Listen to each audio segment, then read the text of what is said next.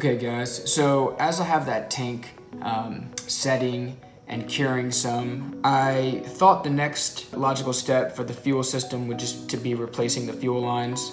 So I took the petcock and the old fuel lines off and did a thorough cleaning. I actually found that this petcock was extremely dirty. It had crust in here. It actually had crust almost all the way across. So what I actually did is I took a little Q-tip and I just stripped all the little fibers off of it, and I used it in the petcock and it got a lot of it out. I soaked it in carb cleaner for a good little while, and then I used my air compressor to try to really blow some stuff out. So I'm a little bit concerned because it's still a little crusty in the filter on it, because this bike, it doesn't look like it has a filter in the canister. It looks like the filter is kind of built into the petcock. So that's a little bit unfortunate, but I also cleaned this out.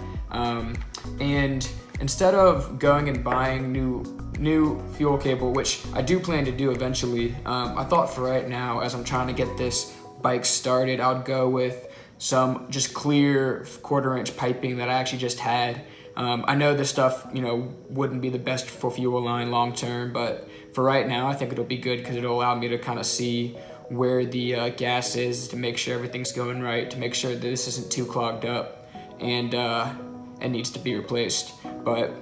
So I'm gonna go ahead and replace that, put it back on the bike, spray some carb cleaner kind of all on the carb, and just to make sure that's as clean as possible. Like I said, I'm really trying not to have to rebuild that because I can't find a rebuild kit online, and I'm a little bit nervous if I take it apart, an O-ring might break or something might go bad. So I'm gonna try to, just do these simple things, and I'm gonna see if she starts up. I'll try to put some seafoam through the carb to see if I can clean as much as I can without having to, completely rebuild it, but we'll see. I'll get back to you. Okay guys, so from the last time we talked, I had the gas tank good and dry. Good news is the JB Well did its job. There's no more leaks, so we got that checked. Second off, the petcock and everything, I got that cleaned out, made sure everything like that is working good. I actually put everything on the motor and tried to start it. It started for a second and then cut out, and then I was going back and forth, and I realized that it was just kind of running on choke, and when I took the choke off, it would die out. So then, even though I didn't want to, I realized I needed to disassemble the carburetor. I went and did that, and I was really happy I did, because not only was it extremely simple and easy, the two jets that were in there were almost completely clogged. I was able to just clean those out with some carb cleaner and fishing line and a needle, and put everything back up together. I just have a little bit of gas in this hose here. I didn't feel like putting everything together because it's kind of been a trial and error. I think it's gonna start up, and I think that's gonna do the job. We're gonna start it up and see if she's ready. Give